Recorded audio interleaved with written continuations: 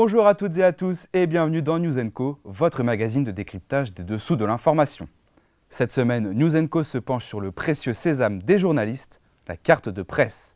Bien au-delà d'un simple bout de plastique immatriculé, la carte d'identité des journalistes professionnels, communément appelée carte de presse, est presque indispensable aux journalistes. Pourtant, beaucoup d'entre eux n'en possèdent pas. Un reportage signé Jean-Baptiste Vaugirard, Mathilde Demilly et Morgane Thorin. Nous avons sillonné les routes à la recherche de journalistes pour mieux comprendre les problématiques de la carte de presse. Nicolas Dandry, journaliste à TV Fil 78 dans les Yvelines, est en pleine demande d'obtention de la carte de presse. Je n'ai pas de carte de presse parce que je suis tout juste sorti des études en fait. Et du coup, il faut 3 mois minimum de salaire dans une entreprise de presse pour faire la demande de la carte de presse. Sans cette carte de presse, les journalistes ne peuvent exercer leur métier dans les meilleures conditions, comme Nicolas lors d'un reportage à Houdan. On a fait la couverture de la problématique autour de l'abattoir de Houdan. J'étais avec mon collègue Nicolas Kirilovitz. Heureusement qu'on était deux, parce que sinon je n'aurais pas pu faire le reportage, parce que les forces de l'ordre, en l'occurrence la gendarmerie, a refusé de me faire accéder à la partie agriculteur, parce qu'à travers ce conflit, c'est les agriculteurs contre ceux qui défendent la cause animale. J'étais du côté de la cause animale, donc là c'était vraiment de la difficulté parce que finalement j'ai attendu quasiment plus de 3 quarts d'heure que mon collègue travaille alors que moi j'étais là et j'aurais pu l'aider en fait dans ce reportage. Direction Saint-Ouen, à la rencontre de Caroline Langlois, journaliste pigiste. Depuis 10 ans, elle possède la carte d'identité des journalistes professionnels. Elle raconte les avantages dont elle bénéficie. Les journalistes ont droit à un abattement fiscal, mais qui n'est pas lié à la carte de presse. Après, concrètement, moi qui adore aller au musée, je suis bien contente de l'avoir parce que voilà, partout dans le monde, c'est la gratuité pour visiter des musées, des expositions. Et oui, c'est un petit privilège. La carte de presse reste nécessaire pour le métier de journaliste. Sans son obtention, elle reste un frein à ceux qui ne la possèdent pas. De retour sur le plateau de News & Co. Avec nous aujourd'hui Mathilde Demilly qui a réalisé le reportage que l'on vient de voir. Bonjour Mathilde. Bonjour Argan. Alors Mathilde, quand la carte de presse a été créée ? Alors la carte de presse, elle a été créée il y a 80 ans par la loi du 29 mars 1935 qui définit le statut de journaliste comme professionnel. C'est la commission de la carte d'identité des journalistes professionnels qui l'attribue et elle est présidée par un magistrat à la Cour de cassation ainsi que 6 journalistes et 6 employeurs. Pour la petite anecdote, celle qui comporte le numéro 1, c'est celle de Jacques Alexandre, qui est bien connu des auditeurs de l'ORTF, qui est décédé en 2011. La carte de presse est une véritable carte d'identité pour les journalistes, mais est-elle un document officiel ? Alors elle comporte un bandeau tricolore et une photo d'identité, ainsi que des informations personnelles comme votre date de naissance ou votre adresse. Il faut savoir que la carte de presse ressemble sensiblement à une carte d'identité, mais ça n'en est pas une. Et c'est un document officiel pour les journalistes, mais ce n'est pas un justificatif d'identité, donc vous ne pouvez pas passer les frontières avec ou voter. Merci beaucoup Mathilde pour toutes ces précisions. Dans une rédaction, il existe plusieurs pôles, la santé, la politique, les faits divers.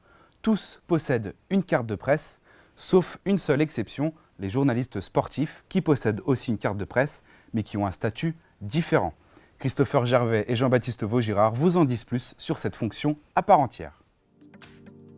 N'est pas journaliste sportif qui veut. Depuis 1958, l'Union des journalistes de sport français se charge de régir le journalisme de sport dans l'Hexagone. Notre mission première, c'est évidemment de délivrer les accréditations et on le fait parce que on garantit à tous les médias de pouvoir avoir accès à la source de l'information. Mais le champ d'action de l'UJSF ne se limite pas à la simple délivrance d'accréditation. On est là aussi pour défendre le droit à l'information et la liberté d'expression. On a pu faire établir une loi qui a eu les prémices. Il y a d'abord eu la loi Buffet. Et puis, avec Jean-François Lamour, on a travaillé pour qu'il y ait une loi qui nous préserve ce droit-là.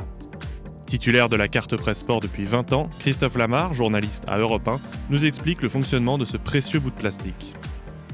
La carte de presse sport, tout simplement, tu la montres à l'entrée d'une enceinte sportive. Surtout, ça te permet d'accéder à ce que l'on appelle l'entrée presse ou la zone presse dans les stades ou dans les salles, quel que soit le sport.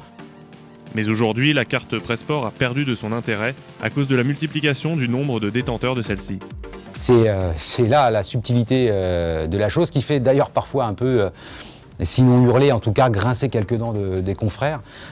Au départ, la carte de presse sport offrait cet avantage, c'est qu'elle te permettait effectivement d'être assuré d'avoir une place en tribune de presse, quelle que soit la rencontre. Le problème, c'est que depuis, tu t'aperçois qu'il faut parfois se suraccréditer. C'est-à-dire que la carte presse sport te donne le droit de t'accréditer pour la rencontre. Parce qu'il y a beaucoup de demandes, parce qu'il y a de plus en plus évidemment de médias.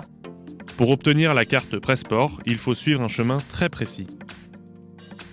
Vous faites une demande en bonne et due forme, et évidemment il faut déjà commencer par fournir la pièce principale, à savoir la carte de presse elle-même. Vous faites la demande, elle est étudiée par l'USJSF. À partir du moment où tu es dans un stade ou dans une salle, en règle générale, c'est la carte de presse sport qui prime sur la carte de presse. Le passeport, le laissez-passer absolu, c'est la carte de presse sport et ce n'est pas la carte de presse. Paris 2024 est un rêve. Si elle a donné un statut aux journalistes de sport, la carte délivrée par l'Union des journalistes de sport français ne suffit plus aujourd'hui à réguler le flux des demandes d'accréditation. Paris 2024 will take place in a new era where social and sustainable responsibility matters. Vous êtes toujours dans News & Co et nous accueillons le sportif de la bande, Christopher Gervais. Bonjour Christopher. Salut Argan. Alors Christopher, pourquoi la carte de presse sport est-elle nécessaire aux journalistes sportifs ? Il est nécessaire d'avoir la carte Presse-Sport pour entrer dans une enceinte sportive où se pratique un sport professionnel. Cette carte est délivrée tous les 4 ans, mais chaque année, il est nécessaire de renouveler le coupon du sport que l'on veut couvrir, comme par exemple le football. Cette carte spéciale existe car sinon les tribunes de sport seraient envahies par des journalistes. À titre d'exemple, lors du dernier classique, l'Union des journalistes de sport français, qui délivre les accréditations à chaque rencontre, a reçu plus de 700 demandes d'accréditation alors que 200 places sont disponibles au Parc des Princes. L'UJSF joue donc un rôle de garde-barrière et essaye toujours d'offrir à chaque média un espace nécessaire pour que chaque journaliste puisse travailler dans les meilleures conditions possibles. Les journalistes sportifs ne sont pas forcément pris au sérieux au sein d'une rédaction. Comment peut-on expliquer ça, Christopher ? Effectivement, au sein des rédactions et malgré le combat mené par l'UJSF depuis très longtemps, pour mieux reconnaître les sportifs, les journalistes de sport sont encore considérés dans certaines rédactions comme des sous-journalistes, étant donné la futilité du thème qu'ils traitent. Pourtant, c'est en tout cas l'avis du président de l'Union des journalistes de sport français, Jean-Marc Michel, les journalistes de sport sont plus polyvalents que les autres. Jean-Marc Michel m'a expliqué qu'il n'hésitait pas, quand il était à France Télévisions, à envoyer un journaliste de sport couvrir un événement de quel qu'il soit, par exemple un événement politique ou un événement de faits divers, alors qu'un journaliste spécialisé dans ces thèmes serait incapable, selon lui, de couvrir un événement sportif. Quelles sont les relations entre l'Union des journalistes sportifs français et les autres unions de journalistes sport en Europe ? Ça dépend. Avec les unions belges et hollandaises par exemple, les relations sont au beau fixe, il n'y a rien à signaler. En revanche, avec l'union britannique, il y a beaucoup de querelles. En cause, l'accueil reçu par les journalistes étrangers lors d'événements organisés en Grande-Bretagne. Les unions des journalistes de sport d'Europe prévoient d'ailleurs d'attenter une action devant la Cour européenne de justice, avec l'UJSF en tête, afin de défendre les valeurs que l'UJSF défend depuis sa création.